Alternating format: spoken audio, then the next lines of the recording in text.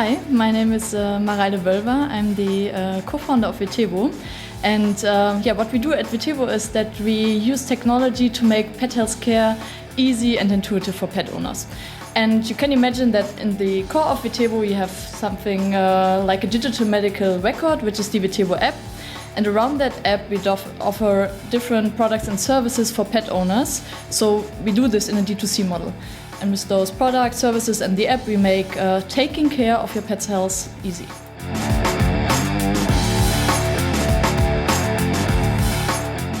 This episode is brought to you by WHU, the Otto Beisheim School of Management. WHU is reshaping the way students learn about business, management, finance, and entrepreneurship through its innovative programs and partnerships in Germany and across the globe. To learn more about this globally ranked university, visit whu.edu today.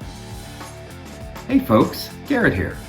In this second episode of Season 3 of the Most Awesome Founder podcast, we introduce Mareile Wölwer, Vetevo alum and founder of Berlin-based animal healthcare company Vetevo. Mareile's entrepreneurial journey took her from her family farm in Mayen to studies at Vetevo to the fast-paced world of being a venture-backed founder in Berlin. Today, Mareile's startup Vetevo is growing at a rapid pace with over 50 employees, a 7-figure investment round, and thousands of customers across Germany using their innovative pet health tracking app and testing solutions. So for you folks out there who want to learn more about this incredible young entrepreneur's journey, the inspiration for launching a startup dedicated to animal health, and the challenges of adapting to ever-evolving founder roles, this episode is for you. Hope you enjoy it. Coming to you from WHU on the banks of the Rhine River in beautiful Vallendar, Germany. This is the best and most awesome founder podcast. A show about entrepreneurs, innovators, advisors, and educators, and the stories that make them who they are today. All right. Mareile Wölwer, thank you so much for having me in your lovely offices here in Berlin today. Yeah, thanks for being here. I was really looking forward to doing this episode because as someone who has had dogs my entire life and lost one of the loves of my life just a couple years ago, I'm always really interested in seeing how entrepreneurs are supporting those of us that love our pets in the world and disrupting that industry. So thank you so much for having me. Yeah, thanks for being here. I'm looking forward to our interview. Cool.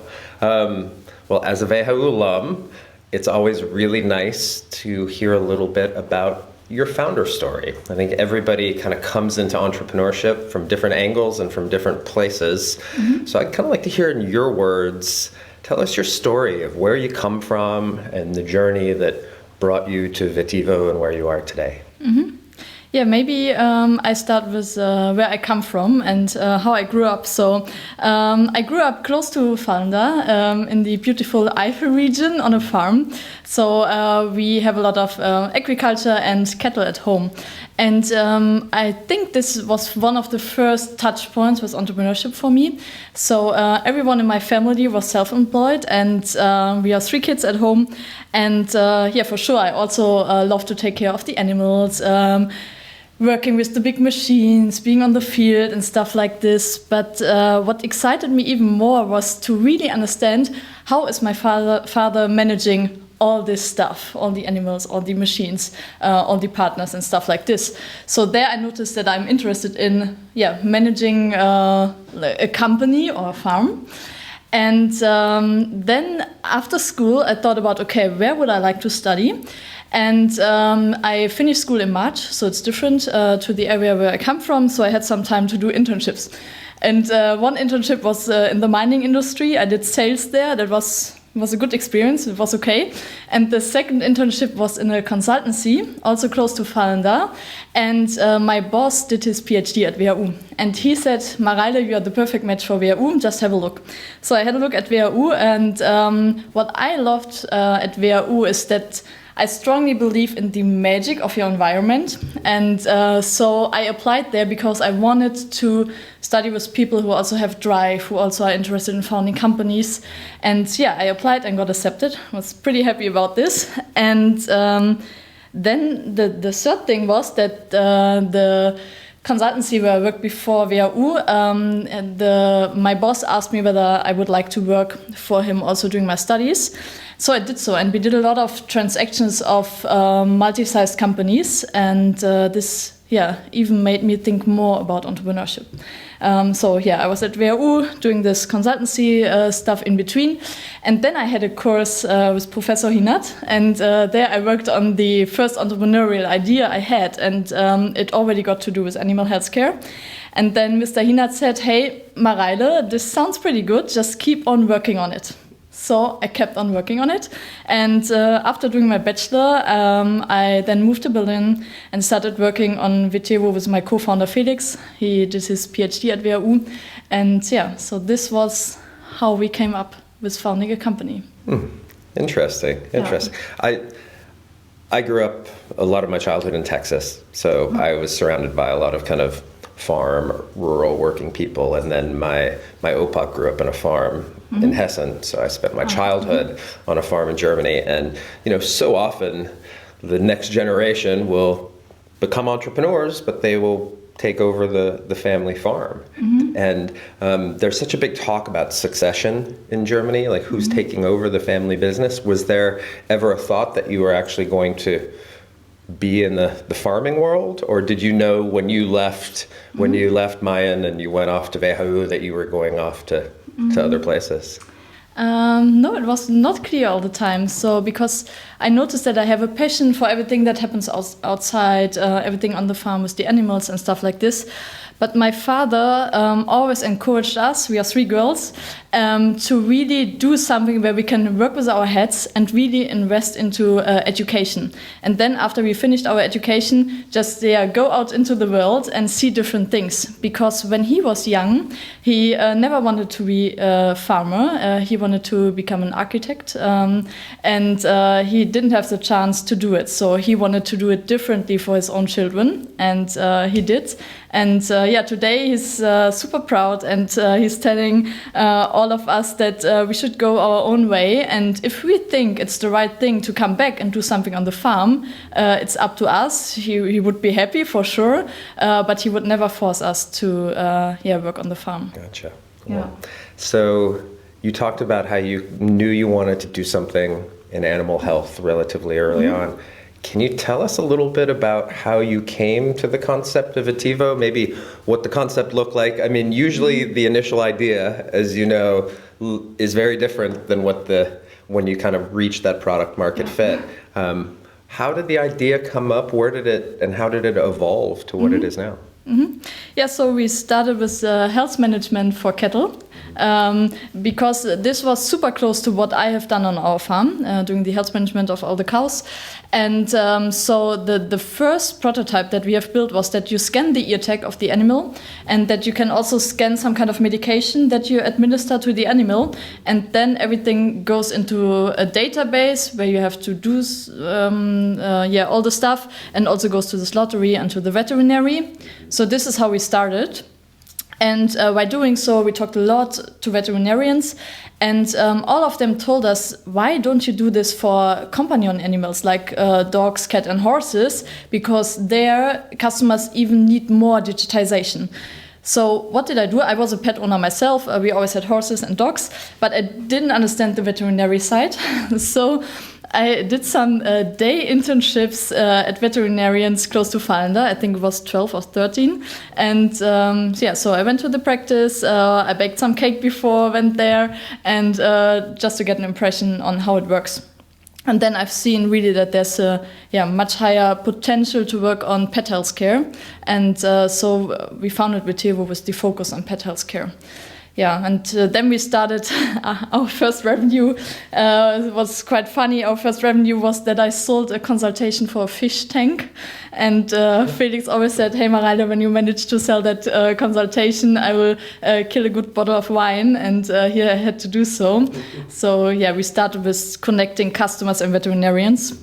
And, this over time evolved to the app that we have so far, and really becoming a platform for pet health care. Cool. So, a lot of, when we work with young founders, we always tell them to kind of focus on solving a problem.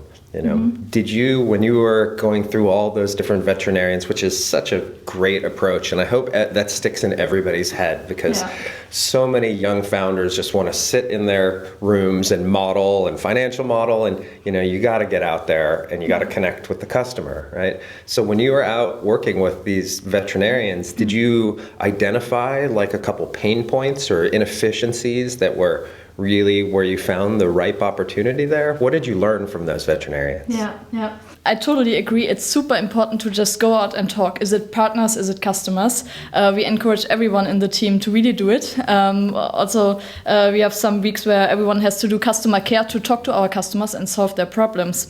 So what I learned there is that when you get inside a practice and see things from a different angle, like my BVL perspective, you view things differently and you see problems that others don't see. What I learned a lot is the mismatch in expectations between what is the veterinary expecting from the customer and the customer from the veterinary. And I think this was the most important learning, that we have seen that there's a gap on how customers would like to take care and how veterinarians think customers should take care.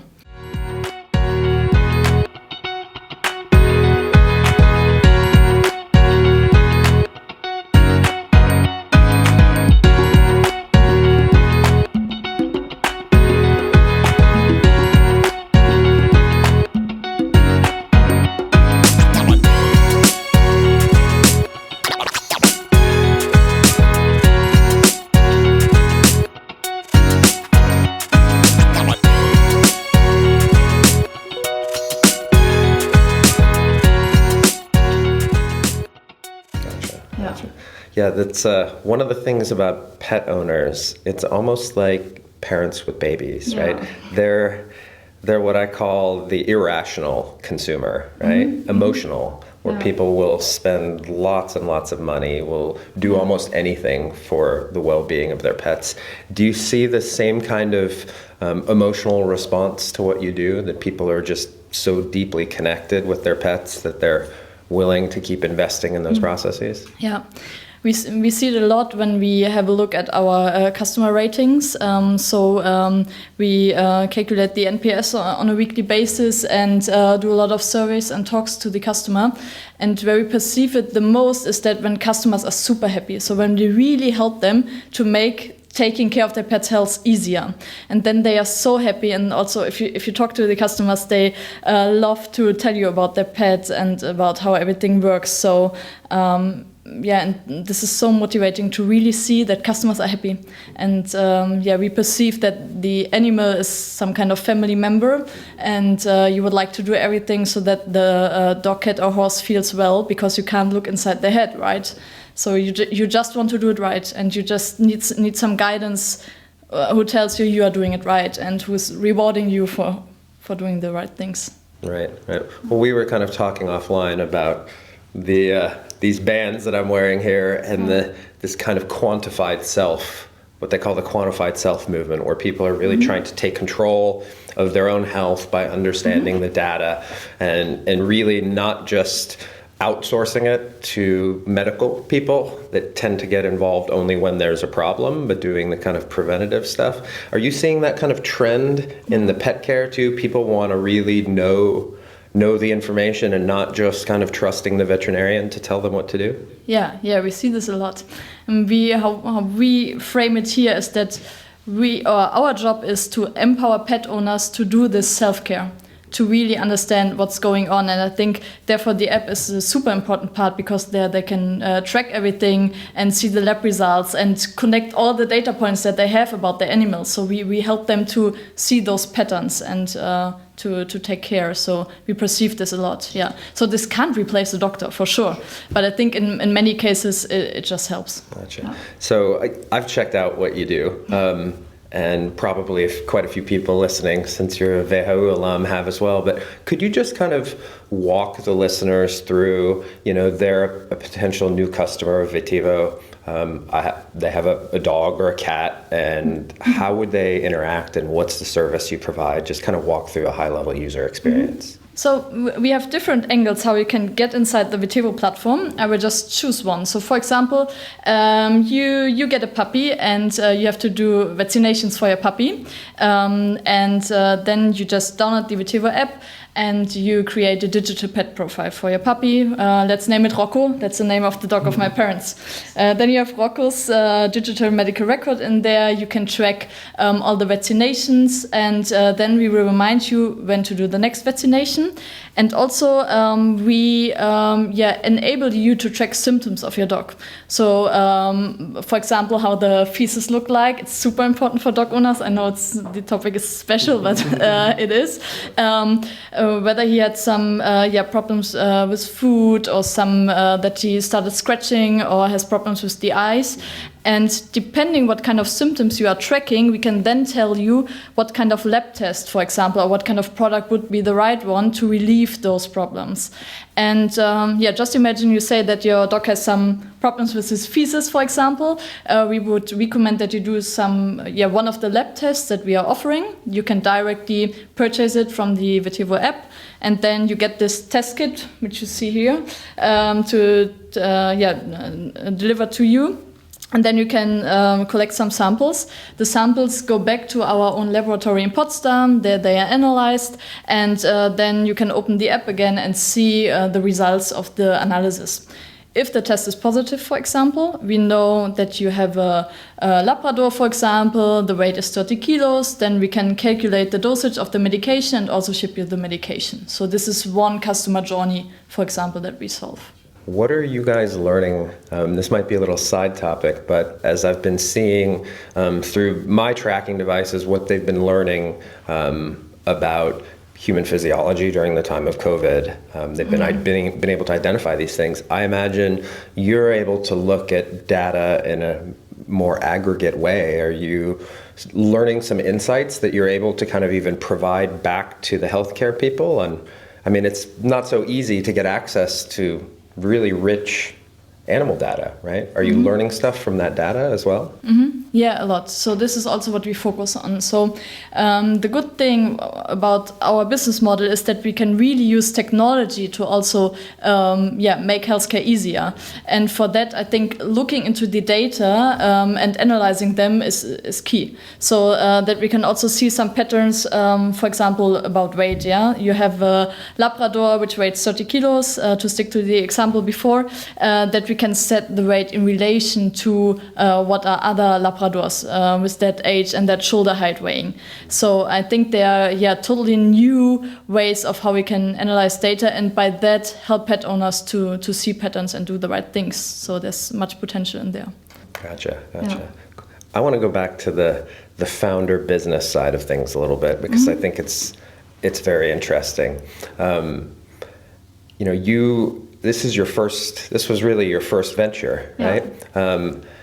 One of the things that I've seen with a lot of successful first-time founders is what some people call founder market fit. It's, we talk a lot about product market fit. Are you creating the right product that the market wants? But this notion of founder market fit is this a business that you are the right person to execute on? And so often with Vetevo students, I say, hey, that's a really interesting idea, but are you the right person to execute on this? What do you know about that industry? What do you know about that stuff? Did you feel like this was the sector you had to go in, or was it just out of interest, or was it, this kind of collection of life experience? And did you identify that as part of your journey and try to find more people that had that strong pet connection as you grew? So I think what is special about my case, or Felix in my case, is that usually you have many founders who just sit down, have a look at different markets and think about, okay, where can we solve problems? And it's totally fine to go that approach. But for us, it was a little bit different, because the initial idea was generated from working on the farm of my parents. So that's why I think that I'm emotionally totally connected to the business in a different way, because it's not that super rational calculating something in Excel. It's just, it evolved from where I come from. and this makes me feel a little bit more attached to what we are doing. And so I'm super happy that it came like this, because otherwise I don't think whether I would have even founded a company. That wouldn't have been the case. Sure.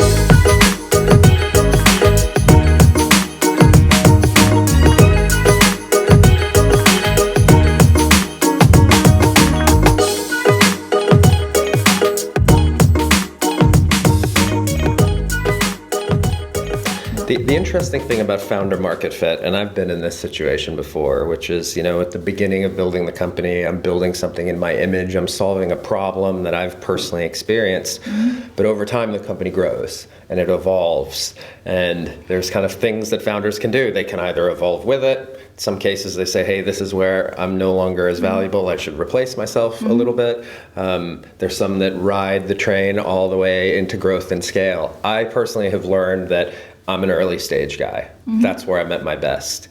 Some people are really good at scale up side of things. Can you talk a little bit? You're now almost 5 years old as a company, is that right? Yes, 3.5. 3.5 years old, okay. So you're almost 4 years old as a company. There's a lot of growth and change that happens in 4 years. How has your experience as an entrepreneur kind of changed as the company has evolved? Yeah. So when I founded the company, I was 22, and I knew this is super young for being a founder. And from that point of view, I also knew that I really have to learn something and have to develop myself to become a better leader. And I noticed that the roles of you as the founder of a company really changed by how many employees you have, by what kind of stage you are in, or what kind of financing round you are doing. So I sat down with Felix and thought about, okay, how can we evolve to become better in that direction? And the first thing, which I also learned from Felix a lot, is reading. So I think we not have to reinvent the wheel. There's so many other people who went through the similar situations before. So it really helps me to do this reading stuff. And then I joined something which is called an entrepreneur organization. And there we are a lot working on discovering blind spots. So that means that I have some kind of strengths, which I do not perceive as my strengths. And in that group, we work a lot on seeing what kind of strengths you have and what kind of weaknesses. And I strongly believe that it's more powerful to really use your strengths to do more with it, instead of working on your weaknesses and becoming a little bit better in your weaknesses. So this is one thing I noticed, and it really helped me to make the progress to becoming a better leader. And I think I'm still in. So I have so many situations still where I'm struggling, and where I feel that I have to take a step back, start reading, get advice from others to become better, and to also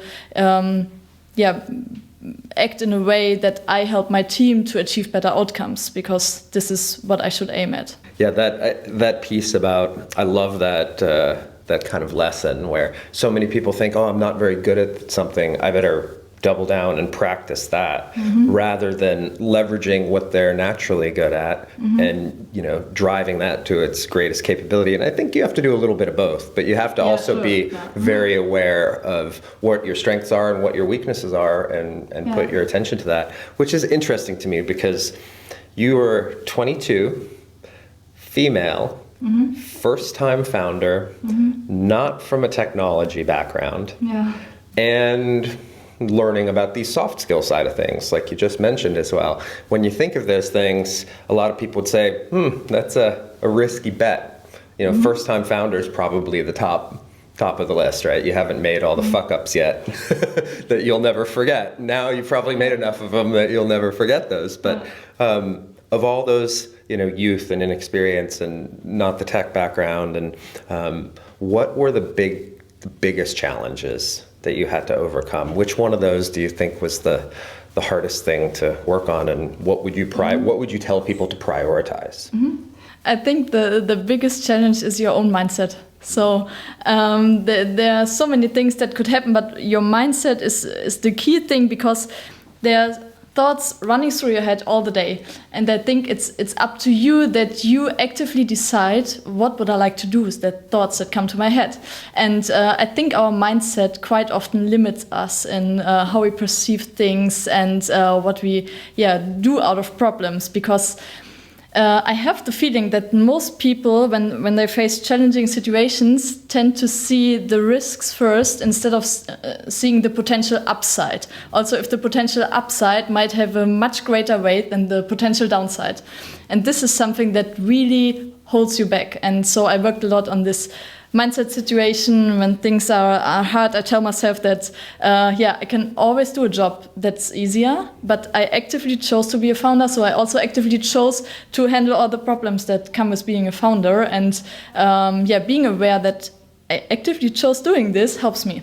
And And when you kind of go through that process, are you...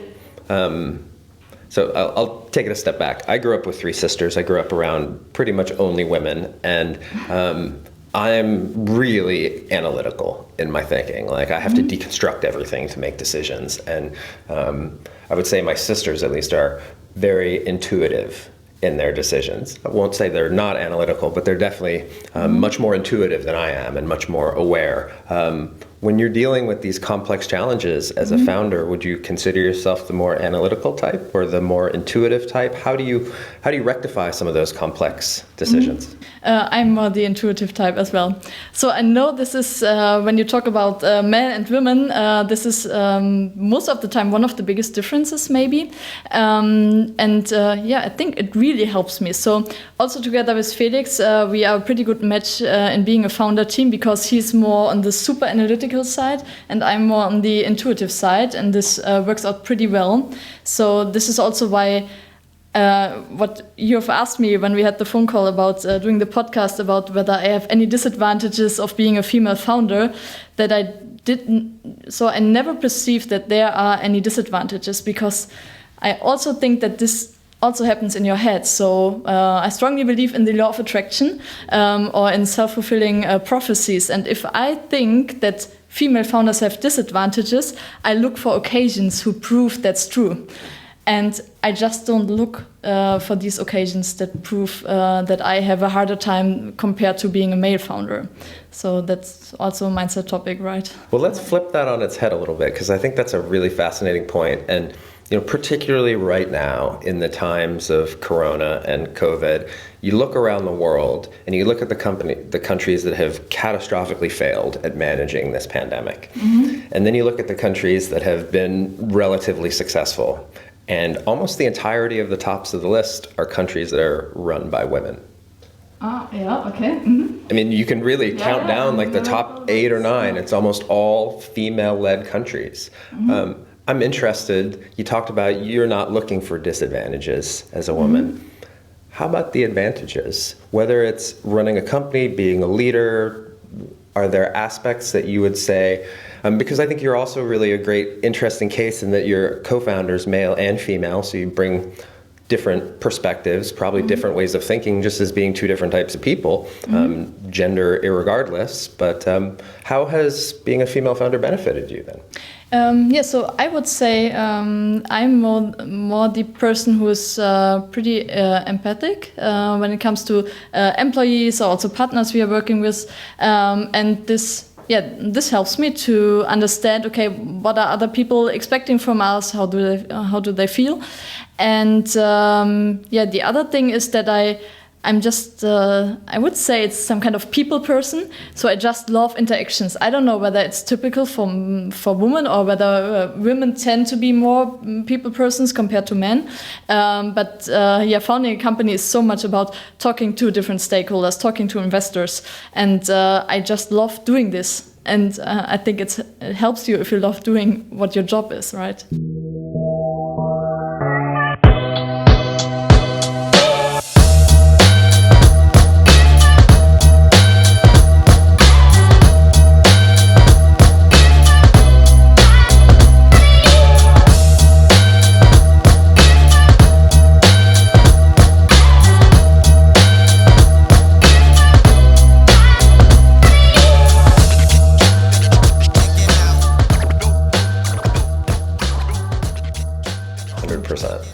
if you don't love the founder journey, you're not going to last very long, because of all the jobs in the world, this one might kick your ass more than pretty much anything. So you have to have that love for sure.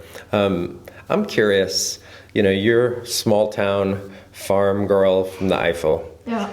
Now then you went to Fallander, which is a small step up there. Yeah. And now you're in the middle of the madness of Berlin. How was that?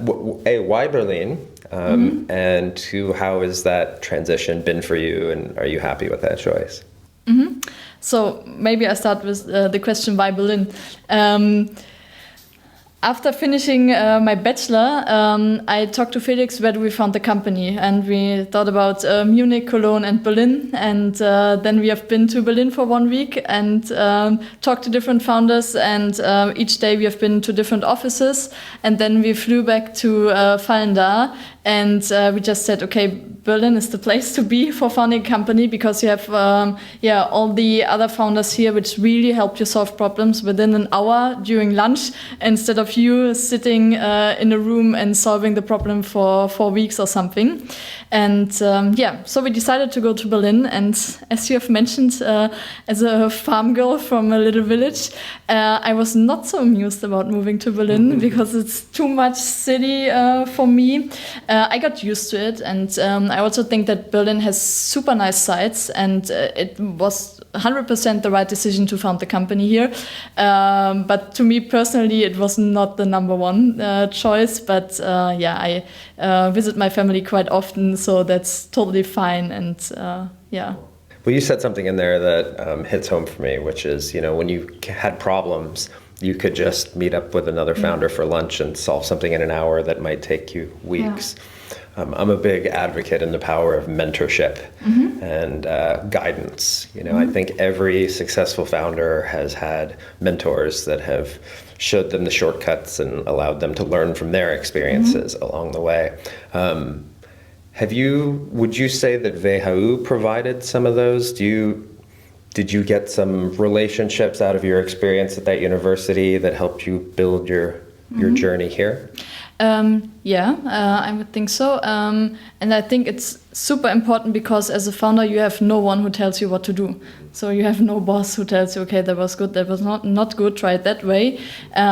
So what we did a lot is that our first angel investor is also from WHU, and he did a lot of coaching for us, which really helped. Then also the reading part.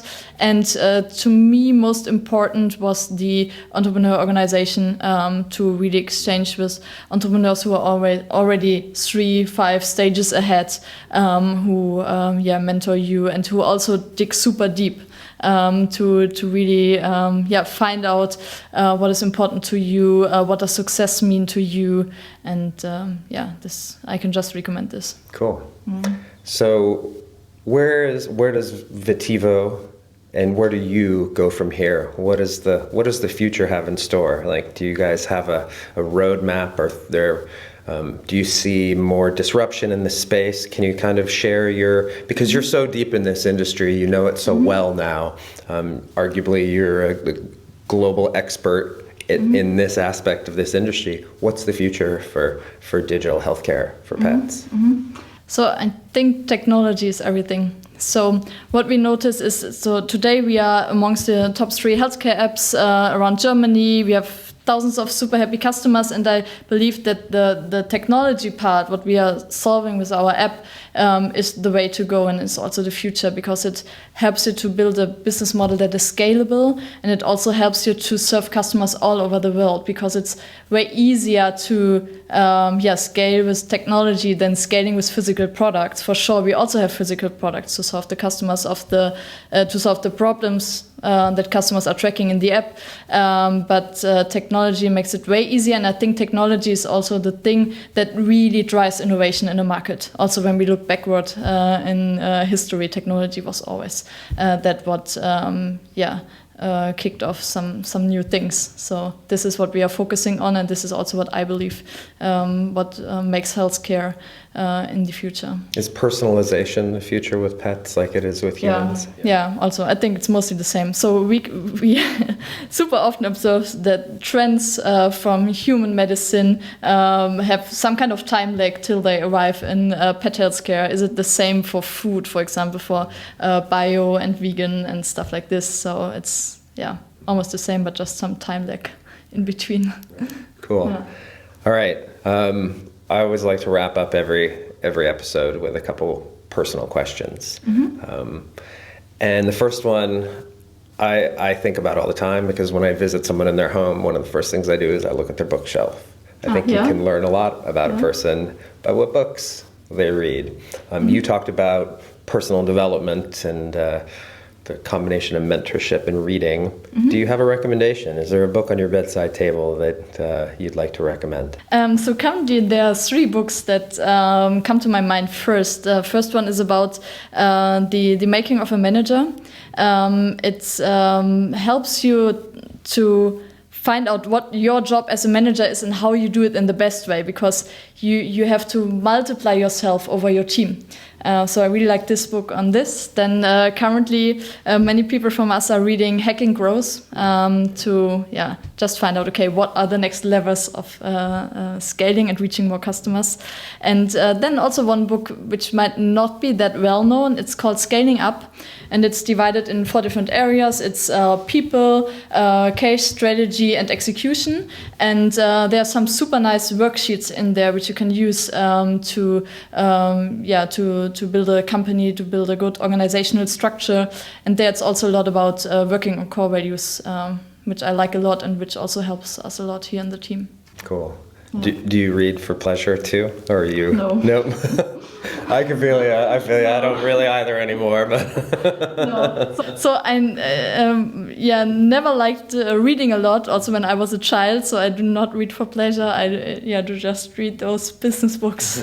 In books or in audiobooks? Both. But so I prefer audiobooks because then I just listen to the audiobooks and then in OneNote I just write down the keynotes, and when reading books I also read them with a pencil, and it really works with the books because otherwise I can't use those things to execute them here. Right. Yeah. All right, well, speaking of audio, that's my last question is it's funny, I feel like I've said this so many times because I've interviewed so many awesome founders in Berlin, but here we are in maybe arguably one of the music capitals in all of Europe, certainly in Germany.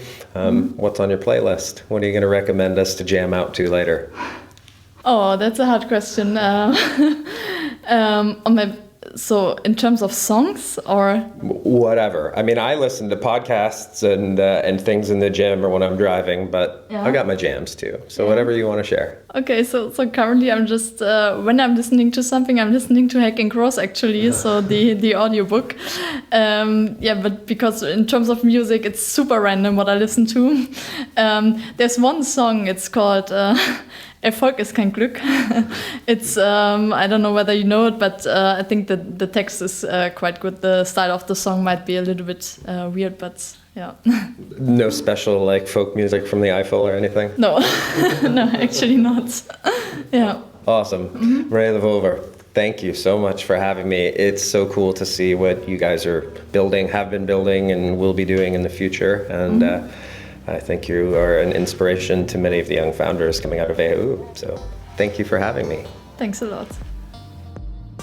Well, folks, that was Mareile Wölwer, founder of digital pet healthcare company Vetevo. To learn more about Mareile's work, go to vetevo.de. Next up, we'll be introducing you to Leah Grunhage, Vetevo alum, co-founder of fertility care startup Avery. We'll be discussing her journey from Vetevo to the fashion industry, from helping to lead the high-growth startup Mareile to founding her own venture. Until then, be sure to check out our website at mostawesomepodcast.com, follow our channel on YouTube, and subscribe on Spotify, Apple, or your favorite podcast streaming service. Bis nächstes Mal.